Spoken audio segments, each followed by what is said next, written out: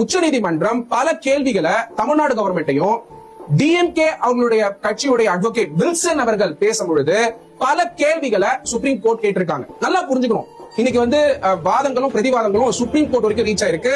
விஜய் அவர்கள் எங்கேயுமே இன்வெஸ்டிகேஷன் வேணாம் அப்படின்னு சொல்லல. விஜய் அவர்கள் இம்பார்ஷியல் இன்வெஸ்டிகேஷன் இருக்கணும் தான் அவர் சொல்லிட்டு இருக்காரு.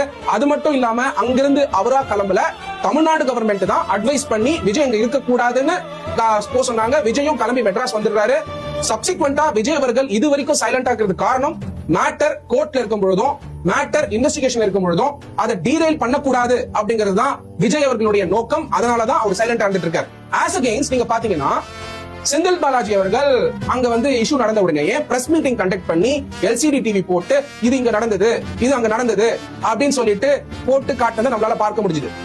அப்படி இருக்கும் பொழுது ஒரு பக்கம் விஜய் அவர்கள் இன்வெஸ்டிகேஷன் ரெஸ்பெக்ட் பண்ணி கான்ஸ்டிடியூஷன் ஆஃப் இந்தியாவை ரெஸ்பெக்ட் பண்ணி எந்த ஒரு கமெண்ட்டுமே கொடுக்காம சைலண்டா ஜஸ்ட் ஒரு ஆறுதல் வீடியோ சொல்லிட்டு, அது மட்டும் இல்லாம பாதிக்கப்பட்டவங்களோட இடத்துக்கு கூட போகாம அவங்க கிட்ட வீடியோ கால் பேசி சமாதானம் தெரிவிச்சு அவரோட தொடர்புல இருக்காரு விஜய் அவர்கள். அப்படி இருந்துட்டு இருக்கும் பொழுது ஆஸ் அகெயின்ஸ்ட் அங்க இருக்கக்கூடிய பொலிட்டிஷியன் செந்தில் பாலாஜி அவர்கள் இன்வெஸ்டிகேஷனே சிட் ஃபார்ம் பண்ணிருக்கும் பொழுது ஒன் மேன் கமிஷன் ஃபார்ம் பண்ணி இதை பார்த்துட்டு இருக்கும் பொழுது Senthil Balaji as a politician அங்க பிரஸ் கான்ஃபரன்ஸ் கண்டக்ட் பண்ணி வீடியோ போட்டு அதுலயும் விஜய் அவர்களுடைய படம் போட்டு எக்ஸ்பிளைன் பண்ணிருக்காரு செந்தில் பாலாஜி. அப்ப நீங்க புரிஞ்சுக்கணும். சோ அப்ப விஜய் அவர்கள் என்ன நினைக்கிறாருன்னா இம்பார்ஷியல் இன்வெஸ்டிகேஷன் இருக்கணும், இண்டிபெண்டன்ட் இன்வெஸ்டிகேஷன் இருக்கணும், இண்டிபெண்டன்ட் ப்ராப் இருக்கணும், மக்களுக்கு உண்மை தெரியணும் அப்படிங்கிறது தான் டிவிகேக்கும் விஜய் அவர்களுக்கும் இருக்கக்கூடிய நோக்கம்.